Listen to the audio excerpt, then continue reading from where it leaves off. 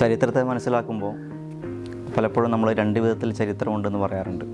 ഒന്ന് മേലാളരുടെ ചരിത്രവും, രണ്ട് കീഴാളരുടെ ചരിത്രവും. മേലാളരുടെ ചരിത്രത്തിൽ അവരെങ്ങനെ ജീവിച്ചു, അവരെന്തെല്ലാം വെട്ടിപ്പിടിച്ചു, കാരുണ്യപൂർവ്വം അവർ ജനങ്ങൾക്ക് എന്തൊക്കെ എറിഞ്ഞു കൊടുത്തു എന്നൊക്കെയാണ് അതിൽ കൂടുതലുമായി കടന്നു വരുന്നത്.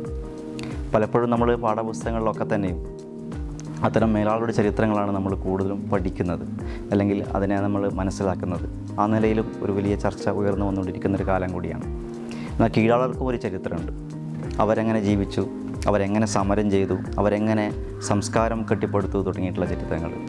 അപ്പോൾ അതുകൊണ്ട് തന്നെ ഇത്തരം ഈ കീഴാളരുടെ ചരിത്രങ്ങളെ കൂടുതൽ ആളുകൾ എഴുതപ്പെടുകയോ അല്ലെങ്കിൽ കൂടുതലായിട്ടും അതിനെ ആളുകൾക്ക് കൃത്യമായ നിലയിലേക്ക് മനസ്സിലാക്കുന്നതിന് വേണ്ടിയിട്ടുള്ള ഒരു പങ്കുവെക്കലൊക്കെ കുറവുണ്ടോ അല്ലെങ്കിൽ കുറഞ്ഞിട്ടുണ്ടോ എന്നുകൂടി നമുക്ക് സൂക്ഷ്മമായി നിരീക്ഷിച്ചാൽ നമുക്ക് തിരിച്ചറിയാൻ വേണ്ടി പറ്റുന്നുണ്ട്. അതുകൊണ്ട് തന്നെ മിഴാവൂ എന്ന നോവൽ എഴുതുമ്പോഴും ഒരു സാധാരണ ഒരു ജനതയെക്കുറിച്ചുള്ള ജീവിതം പറഞ്ഞു വെക്കാൻ വേണ്ടി സാധിച്ചിട്ടുണ്ട്.